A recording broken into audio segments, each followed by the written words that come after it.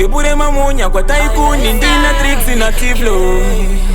Muguru choprum,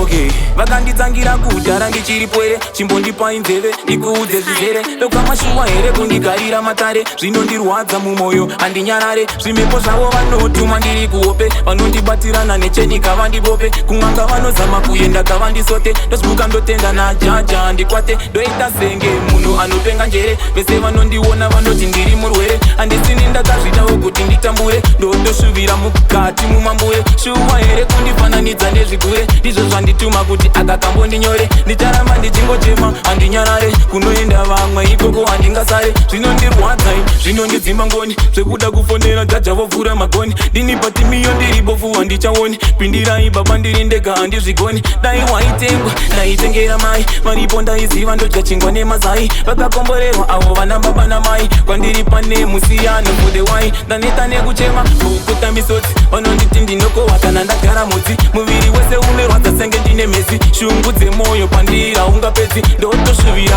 kufamba nemoti ndichasvika rini ndichifamba netsoka lokamakundisiya shuwa vanotondiseka vanotosvera kunyange hembe dzandinopfeka kubvira pamakaenda kutungamira upfumi hwese makasiya vakatora ndodyira panodyira imbwa pamwe nemakore ndofa here nenhamo makatarira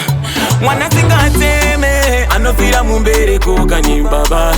mwana singateme anofira mumbereko inzwai nini kwangu kuchema kuchapera rini taneta nekushungurudzana nabamunini kutema kuchapera rini anotondinzwawa ndiwo maini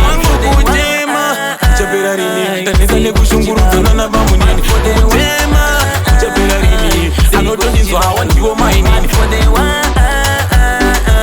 siko zvichidaro but for the why siko zvichidaro Gebure mamonya kwa taikuni ndina tricks na tiflo